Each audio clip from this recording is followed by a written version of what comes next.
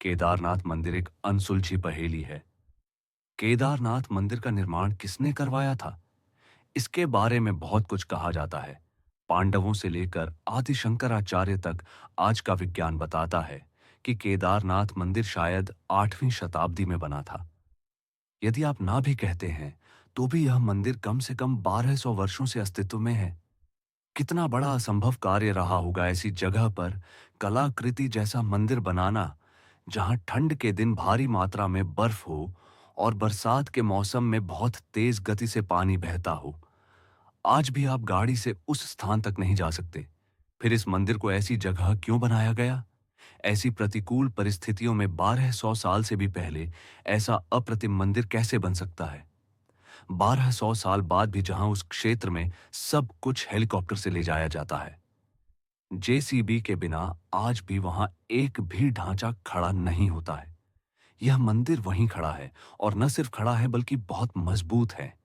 हम सभी को कम से कम एक बार यह सोचना चाहिए।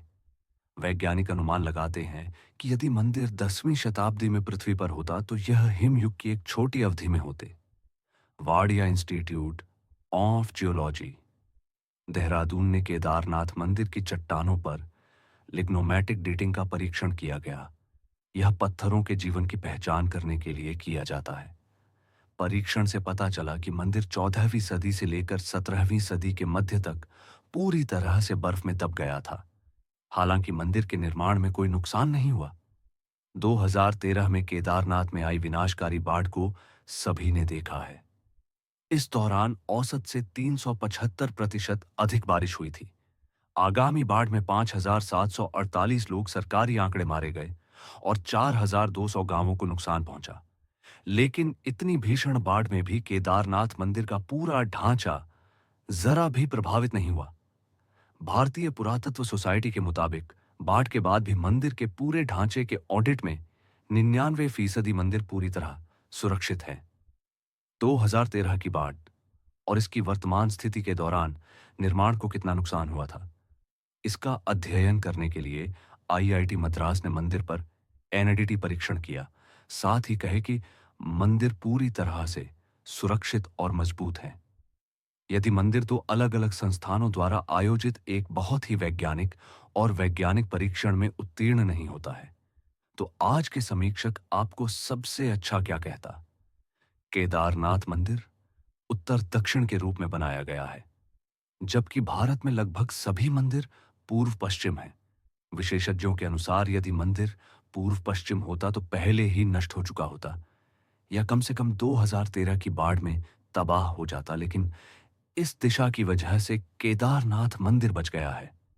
मंदिर ने प्रकृति के चक्र में ही अपनी ताकत बनाए रखा है। मंदिर के इन मजबूत पत्थरों को बिना किसी सीमेंट के एशलर तरीके से एक साथ चिपका दिया गया है। पत्थर के जोड़ पर तापमान परिवर्तन के किसी भी प्रभाव के बिना मंदिर की ताकत अभेद्य है। टाइटैनिक के डूबने के बाद पश्चिमी लोगों ने महसूस किया कि कैसे एनडीटी परीक्षण और तापमान ज्वार को मोड़ सकते हैं। भारतीय लोगों ने यह सोचा और यह 1200 साल पहले परीक्षण किया। क्या केदारनाथ उन्नत भारतीय वास्तुकला का ज्वलंत उदाहरण नहीं है? 2013 में मंदिर के पिछले हिस्से में एक बड़ी चट्टान फंस गई और पानी की धार विभाजित हो गई। मंदिर के दोनों किनारों का तेज पानी अपने साथ सब कुछ ले गया, लेकिन मंदिर और मंदिर में शरण लेने वाले लोग सुरक्षित रहे, जिन्हें अगले दिन भारतीय वायुसेना ने एयरलिफ्ट किया था।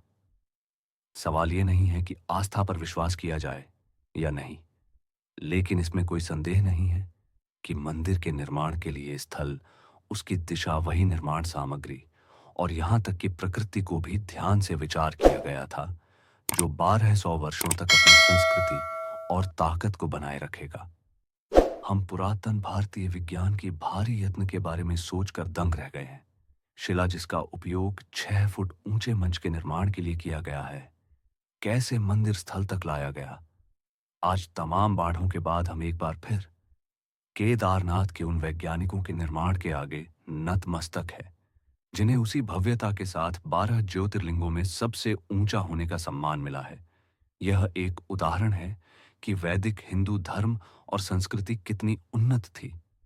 उस समय हमारे ऋषि मुनियों यानी वैज्ञानिकों ने वास्तुकला, मौसम विज्ञान, अंतरिक्ष विज्ञान, आयुर्वेद में काफी तरक्की की थी।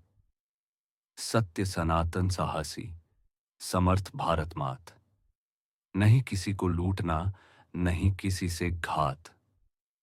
हमें गर्व होना चाहिए कि हम भारतीय हैं।